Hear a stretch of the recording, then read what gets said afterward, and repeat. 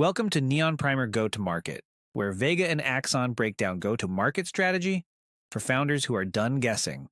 New episode every week. Imagine you build this incredible TikTok machine, right? And it generates over 32,000 mortgage leads. Oh man, that sounds like the absolute dream. Right. You've got the viral hooks, you got the memes, people actually clicking, and the forms are just filling up. Yep, the marketing team is probably high-fiving. Exactly. But here's the catch. What if your sales team is taking, 6 hours to call those leads back? Oh, well then it's basically game over. Yeah, according to our research, if you're waiting 6 hours, you might as well have just taken your entire marketing budget, put it in a metal trash can, and literally set it on fire. I mean, it's the ultimate trap in modern acquisition, really. Yeah. We get so blinded by this massive volume of attention that we just completely ignore the actual infrastructure you need to capture and, monetize that attention. Which is wild when you think about it. Totally, because a 6-hour wait time in today's digital economy, that's essentially a lifetime. Oh, for sure. By the time you actually pick up the phone to call them, they've already forgotten they even filled out your form. And worse, they're probably already talking to a competitor who called them in 5 minutes. And that brutal reality is exactly what we are completely tearing apart today. So welcome to this deep dive. Glad to be here. Today we're taking a really massive, highly detailed look at building a viral go-to-market strategy, but specifically in the mortgage industry. Which has its own entirely unique set of rules. Completely. So if you're listening to this, maybe you're a brand new broker. You're just starting out. You're trying to figure out where on earth to put your first $5,000. Right, the solo operator. Exactly. Or on the flip side, maybe you're sitting in the CMO chair of this massive national operation and you're trying to govern hundreds of loan officers without triggering an absolute compliance nightmare. Which is a very real fear, by the way. Oh, absolutely. So either way, our mission for this deep dive is to unpack the entire machine. We're breaking the whole thing down. We are. We're going to look at the 6 core conclusions for building this acquisition system. We'll talk about how to transition from a super low budget test to a high budget powerhouse. And we want to leave you with something real, too. Yes. We are going to walk away with a highly practical, step-by-step, 90-day launch plan. But, I think before we even start mapping out the tracks for this train, we really need to completely redefine a word you just used. Oh, really? Which one? Viral. It's a very dangerous word in this context. How so? Well, according to the research we've pulled together, in a heavily regulated, high-stakes industry like mortgages, virality is just deeply misunderstood. Like people think of it the wrong way. Exactly. It isn't a funny cat video. It's not, some teenager doing a lip-sync dance that accidentally gets 10 million views overnight. Because, 10 million views from 14-year-olds doesn't actually put a single family in a new home, right? Right. It doesn't fund a single loan. It's just vanity. Okay, so how should we be defining it? In this specific space, you have to look at virality as a trust distribution system. A trust distribution system. I like that. Yeah, that's the operational definition we really need to work with today, because virality in the mortgage industry, it happens when useful content is repeatedly shared. Okay. It happens when past clients naturally, without being bribed, introduce future clients to you. Right, just organically. Exactly. And it happens when real estate professionals distribute your educational materials to their own email lists simply because it makes them look smart to their clients. So it's about utility. Yes. Every single interaction has to create reusable proof. It's this localized compounding engine of trust. And that is true virality in mortgages. Okay, let's unpack this, because if we want to build this trust distribution system, we can't just start throwing spaghetti at the wall to see what sticks. No, you'll go broke doing that. Right. There are foundational rules to this game. And based on our research, there is a clear portfolio approach that has to be established first. We can't just, take all our chips, put them on paid Facebook ads, and pray. No, you absolutely cannot rely on a single silver bullet like that. The absolute strongest acquisition systems always use multiple channels working in tandem. And the data behind this is pretty crazy, right? It's incredibly telling. If we look at the 2025 data in our research, 52% of buyers contact a real estate agent first. Wow, over half. Yeah.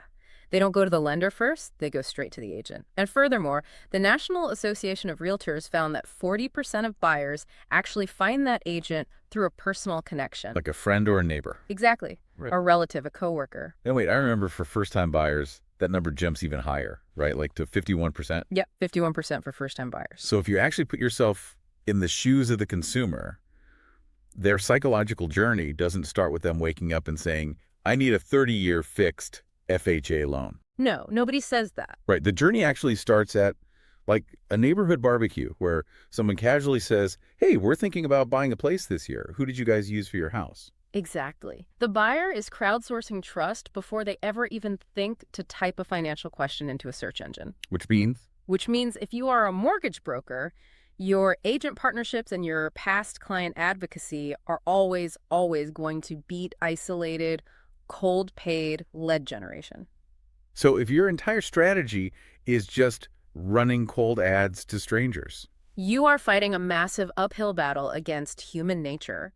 You have to intercept the buyer where they are actually starting their journey. Okay, so if we agree that this multi-channel portfolio is really the only way to capture where the buyer actually is, the immediate question becomes, well, what are we actually putting in front of them on those channels? Right, the creative aspect. Because everyone in marketing right now is just screaming, you need to be on TikTok, you need short-form video. Yeah. But I imagine it's not just about turning on your iPhone camera. No, definitely not. A viral video with no conversion mechanism is really just a vanity exercise. You just feel good about the views. Exactly. Your ego gets a huge boost, but your pipeline remains completely empty. Which doesn't pay the bills. Exactly. And the research highlights this fascinating case with Mortgage Solutions Financial that perfectly illustrates the proper mechanics here. Oh yeah, let's talk about them. So they utilized employee-generated content on TikTok, and we're talking native, creative like memes, educational clips, lip syncs, things that actually look like they belong on the platform. Right, not those slick, boring corporate commercials. Exactly. Native content. But they didn't just post the videos and hope for the best, right? No, they paired those native videos with Spark ads, which amplifies the reach dramatically. And then, and this is the key, they utilized instant forms directly on the platform. So the user doesn't even have to leave TikTok to become a lead. Right. And here is the really critical infrastructure piece. They integrated those instant forms directly into HubSpot in real time. Wow. This wasn't some messy scenario where a marketing manager downloads a CSV spreadsheet from TikTok at 5 p.m. and emails it over to the sales floor. Which goes right back to the hook we started with. Because they wired the system that way, they pulled in over 32,000 conversions. A massive number. But the real magic wasn't even the 32,000 number itself. It was the fact that by syncing directly to their CRM, they reduced their lead response time from an industry average of like 6 hours down to under 5 minutes. And that is the whole ballgame, right there. 5 minutes. The lesson here isn't just use TikTok. That's too simplistic. So what is the real lesson? The lesson is that native creative, low-friction lead capture, immediate CRM syncing, and rapid human follow-up have to be deployed as one single, unified organism. If any one of those pieces breaks. The whole system fails because attention decays so rapidly. When someone is mindlessly scrolling on their phone, you have this microscopic window to capture their intent before the algorithm just feeds them something else. Yeah, a 6-hour wait versus a 5-minute wait is literally the difference between a funded loan and a lead that completely ghosts you. 100%. But this actually brings up a really interesting friction point. Right. We're talking about massive, broad reach on social media, right?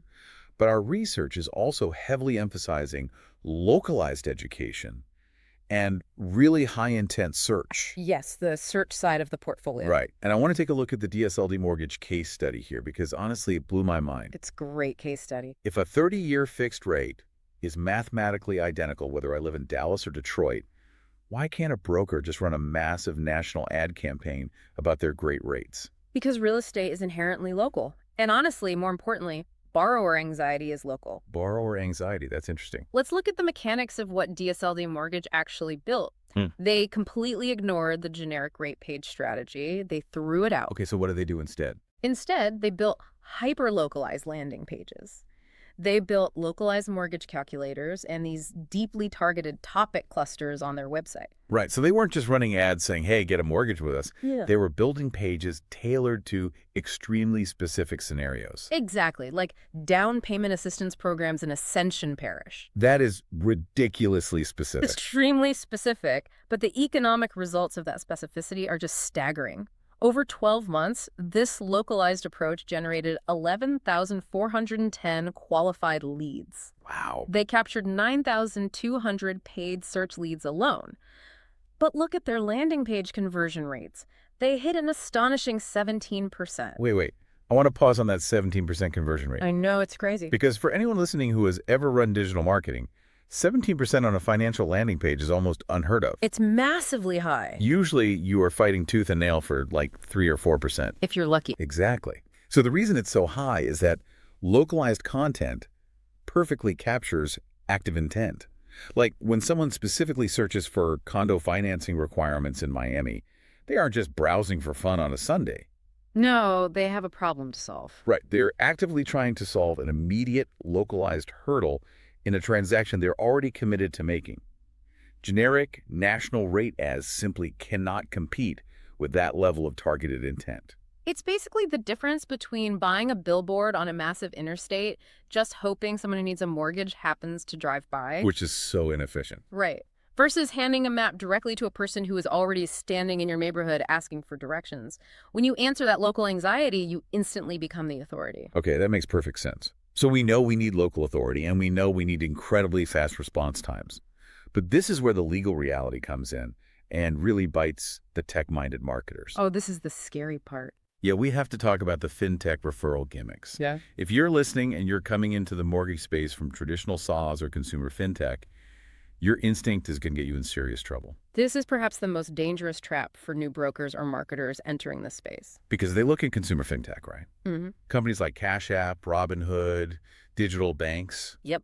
And their virality is almost entirely driven by double-sided cash rewards. Invite a friend, they get $50, you get $50. Exactly. It is a classic, highly effective growth hack in standard tech. But if I'm a mortgage broker and I just text my past client, hey, refer your cousin for a refinance, and I'll send you a $500 Amazon gift card when it closes, I am breaking federal law. Absolutely. You are directly violating RESPA Section 8. And for the listener, RESPA is the Real Estate Settlement Procedures Act, right? That's right.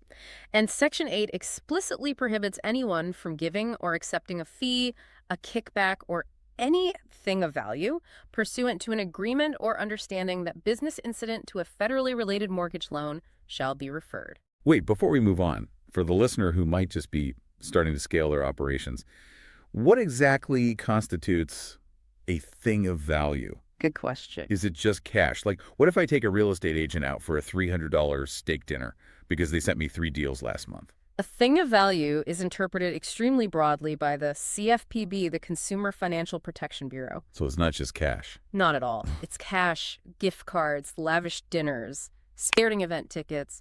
It even includes subsidizing the real estate agent's own marketing costs. Wow, okay. If the reward is tied to the referral of settlement service business, it is flat out illegal. The fines are massive, and you can literally lose your license. So you have this massive regulatory wall. But we just established we still need virality.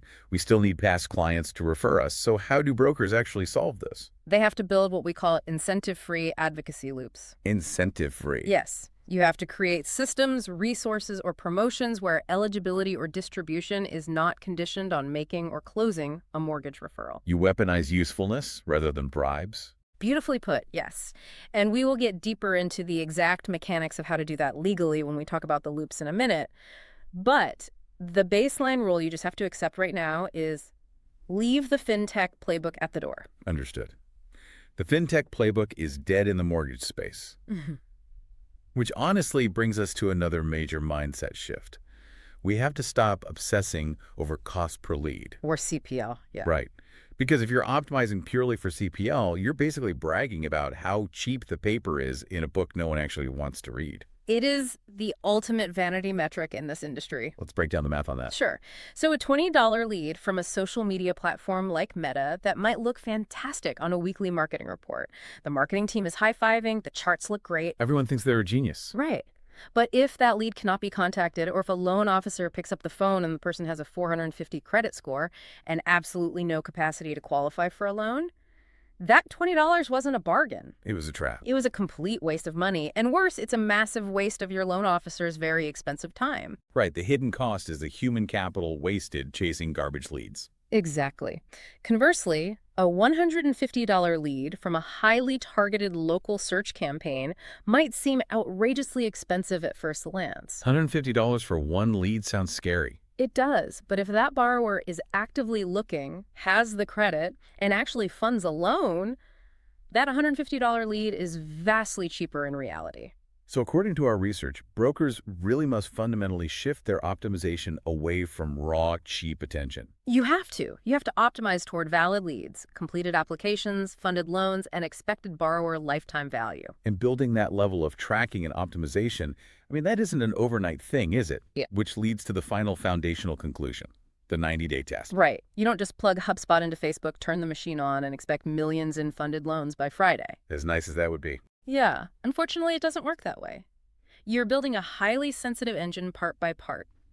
Our research outlines a strict 90-day period, purely dedicated to testing, establishing measurement protocols, securing legal consent frameworks, and just ensuring compliance. So you have to be patient. Very. Only after those initial 90 days do you actually enter the 6 to 12 months of compounding growth. If you rush the 90 days, you literally build a machine that just scales chaos. Okay, so we've clearly established the rules of the game here. We know we need a portfolio approach, fast human follow-up on native video, localized search intent, strict adherence to RESPA Go more bribes, a focus on funded loans rather than cheap leads, and a 90-day patience window. Those are the pillars. So what does this all mean for a listener who wants to visualize how these pieces actually connect? Let's lift the hood and look at the mechanical engine that makes the system actually viral. The loops. Exactly. According to our research, there are 4 interconnected loops. The first is the content loop. How did this actually work in practice? So, the content loop is really the starter motor for the entire engine. And it's important to note it does not start with a marketer sitting in a room saying, hey, what should we post today? Which is how most companies do it. True, but it's ineffective. It actually starts when a broker takes a genuine high-anxiety question from a real borrower they spoke to that week, and they answer it in a format that is incredibly easy to consume and share. Okay, let's give that some color for the listener. Let's say I'm a loan officer, right? And 3 times this week, I've had millennials sitting across my desk, and they are terrified because they think they need a massive down payment to buy a house. A very common scenario. Right. So the high anxiety question is, do I really need a 20% down payment to buy my first home? Exactly. That question is rooted in fear and misinformation. So the broker makes a short, relatable video explaining down payment myths. Right. Maybe they break down an FHA 3.5% option or a conventional 3% option. The key is they aren't selling a rate. They're relieving anxiety. Relieving anxiety. Yeah. Yes. The viewer watches it on their phone, they feel a sense of relief, and they click through to a calculator or a guide on the broker's site. And here's the brilliant part of the mechanism that I saw in the research. While that viewer is playing with the calculator on your site, seeing what a 3% down payment looks like on a $400,000 house, they inevitably develop new questions. Always. Like, wait, my payment is going to be X. What about property taxes? What about closing costs? And those new questions literally become the source material for the broker's next piece of content. It creates an endless feedback loop of relevant content. You never run out of ideas because the borrower's actual journey is constantly generating them for you. That's genius. And that content loop feeds seamlessly into the second and arguably the most powerful mechanism we found, the client advocacy loop. Because once they get through the whole process, they want to talk about it. Buying a house isn't like buying a pair of shoes. It's this massive, stressful life event. Huge emotional stakes. Right. And the research shows that 61% of buyers have already recommended their agent to someone else within a year of buying. So the desire to advocate is clearly already there. The real challenge is how a broker mechanizes that desire without breaking those RESPA rules we just discussed. Because you can't pay them to do it. Right. You cannot bribe them to share. So the solution is timing your requests around moments of extreme emotional value. Let's walk through a scenario for that too. Okay. So the borrower is stressed out during underwriting. They're submitting endless documents, W-2s, bank statements. It's awful. But finally, they get the clear to close notification. That has to be peak emotional relief. Precisely. At that exact moment of euphoria, the broker asks for private feedback. Just, how was your experience? Start small. Right. If the private feedback is glowing, then the system automatically triggers a request for a public review on Google or Zillow. Okay. But here's the real viral picker, the true trust distribution mechanism. What is it? The broker also offers the client a uniquely shareable, highly valuable asset. Not a kickback, but a tool. Like what? For example, a comprehensive new homeowner's tax checklist and organizer. Oh, wow. So you're giving them pure utility. Exactly. The client downloads this incredibly useful checklist. A month later, they're at a coffee shop talking to a friend who mentions they're tired of renting and want to buy. And the past client says, oh, you have to talk to my broker. They were amazing. And actually, they gave me this awesome tax checklist that you should probably look at. Yep. The friend opens the unique link the client shared, enters their email to get the free checklist, and boom, a new lead is generated through pure, incentive-free advocacy. You have weaponized usefulness. The client looks smart for sharing it. The friend gets free value. And you, the broker, get a warm, highly qualified lead. It's a perfect system, and honestly, that exact same psychological principle applies directly to the third loop, the professional partner loop. Because we already know from the data that buyers go to real estate agents first. Exactly. So the broker must provide educational assets that the agent can use with their own audience. This is so smart because real estate agents are always totally desperate for good content to send to their databases. Constantly. So if the broker creates a highly polished webinar on, say, navigating multiple offer situations in a high-rate environment, the agent will naturally want to share it. Yes. The agent will email the broker's webinar to their entire list of active buyers. Because it makes the agent look good. Exactly. It makes the agent look like a well-connected, knowledgeable professional who brings value to the table. The partner distributes the broker's content to improve their own client experience. It's a clean, totally compliant value exchange. Right. The broker gets access to the agent's audience, and the agent gets to look like a hero. Amazing. And then the final loop wraps around all of this to make sure we aren't just, flying blind. The data learning loop. Crucial piece. Every time that down payment video is viewed, every time the tax checklist form is clicked, every time a loan is funded from that webinar, the data is tied back to its original source. This is how you escape the trap of guessing. Right. Because if your tracking shows that the video about self-employed income documentation is generating applications that actually close and fund, Which is money in the bank. right, while your highly produced, expensive video about macroeconomic interest rate trends just gets a bunch of meaningless likes from other mortgage professionals, well, you know exactly where to put your time and production budget next month. If you want more GTM playbooks like this, follow Neon Primer on Spotify. Neon Aliens builds the marketing systems your business actually needs to capture and convert leads. Learn more at neonaliens.com.